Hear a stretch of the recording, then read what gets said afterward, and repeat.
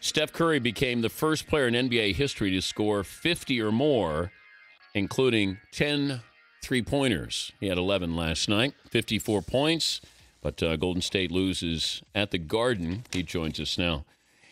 First of all, congratulations, but I guess it's got to be a little bit awkward to have a game like that in a loss. It is. Obviously, with the fourth quarter, it was neck and neck trying down the stretch, and we couldn't make enough plays in the last 3 minutes to get it done. Some of the guys had some pretty good games too, but it was a pretty special night. Something I'll remember. Hopefully, next time it happens, we get the win. Pitchers talk about sometimes they're warming up in the bullpen, and sometimes you don't have your good stuff and you go out and pitch well. Sometimes you have your good stuff and pitch well. Anything in pregame that would have given you a sign that you were going to have a big night last night?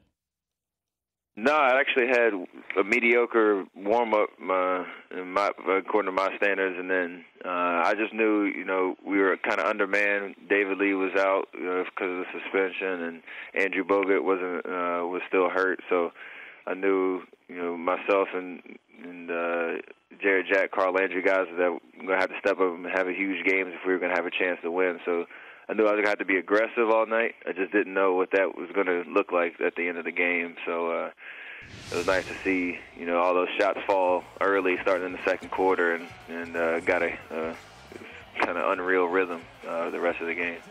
Athletes talk about being in the zone. You were in the zone last night. You ever had that feeling? You probably did in college, I'm going to guess. Yeah, I've had it for quarters at a time, or 4 or 5 possessions where it feels like every shot you take is going in, whether you can see the rim or not, whether you have your feet set or not. I've never had it that consistent on that kind of a stage before. When you went 2-on-1 and went top of the key, and then I said, all right, the Knicks probably had to look and just say, all right, it's your night. Because the 2-on-1 and you pull up deep, and I went, all right, that was pretty impressive. Yeah, transition threes were big for me last night, so I was able to attack like I was going to get to the paint and just pull up. And when I'm making those, that's when I know it's going to be a good night, just because those are probably the hardest shots to take when you're going full speed and having to stop on a dime and shoot a three off the dribble. So those are feeling good. You got the green light last night from Mark Jackson? Yeah, I usually have it, but I think I played all 48 minutes last night, so I think he had the utmost confidence in me to, not worry about my tired legs and just keep shooting if I was open and take good shots. So, Nick say anything to you during the game?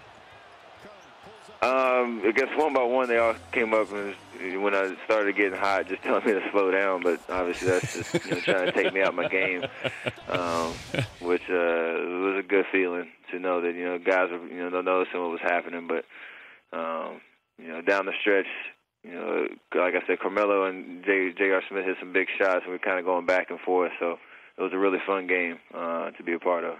Talking to Steph Curry, the Warriors guard, after scoring 54 last night in the Garden, joining us, Dan Patrick Show. But there was no trash talking. They just said, hey, slow down a little bit here. Nobody was trying to rough you up a little bit? No, not at all. Actually, the most trash talk was from my rookie, Harrison Barnes.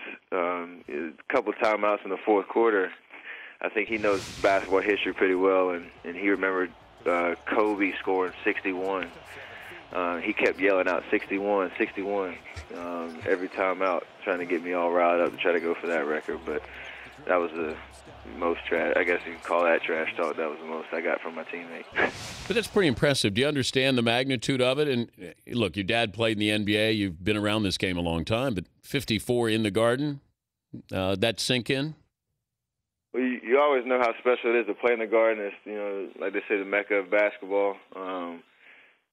It's still kind of bittersweet, like I said, just because you didn't get the win. But, the more I hear people talk about it, it is kind of sinking in exactly when you put myself in a category with, LeBron, Michael Jordan, Kobe Bryant. That's always a good thing to remember. So, like I said, next time we'll get the win and hopefully have another game like that. But it is pretty special to realize, I had that performance at Madison Square Garden I can remember forever. But let me, okay, you can have 54 in a loss at the Garden, or you can get 10, including the game winner at another another site, in Charlotte. You can beat Charlotte on a game winner and you score 10, or you get 54 in the Garden in a lost regular season game. What would you do? In Charlotte, that's definitely taking the cake, because I know I'd have, what they see, 18,000. I'd have probably 10,000 Davidson fans and okay. Fans. Phoenix Suns. And also, I haven't hit a game winner yet in my career, so that my first one would probably be special. Wow. So that would be. I haven't hit one in the NBA, so that would be. I'd take that one for sure. And any surprise text messages last night? That's a good question. I have like 95 unread text messages, so I'll have to get back to you. It was a late game on ESPN, so got out about midnight, 11:30, something like that. Haven't had a chance to reply yet. So. And here you were, the night before, and you're wrestling Roy Hibbert. I mean, who knew that you would come out of that? Yeah, I'm glad I came out unscathed. Came out a little lighter in the pockets, but we'll be all right. 35 grand? Yeah, something like that. Do you have to write a check, or do they take it out of your paycheck? Well, they say you'll never see it because it comes out of your paycheck, but. I pay close attention to that stuff, so I'll notice it. And I love your dad saying, go lower on a big guy.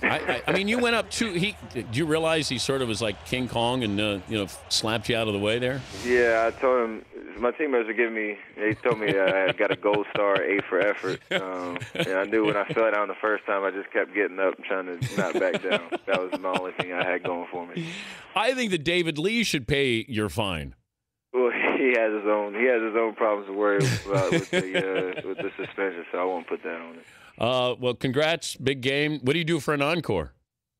Man, I don't know. We got Boston and Philadelphia back-to-back coming up, so we just got to get 2 wins. We've lost 2 in a row to Indiana and New York. Got to get wins any way we can. All right, tell your coach I said hello. Congrats again, Steph. Thanks, Dan. I appreciate it. All right, man. Steph Curry. He had a couple of makes last night that the net doesn't move. Did not move. And I went, oh,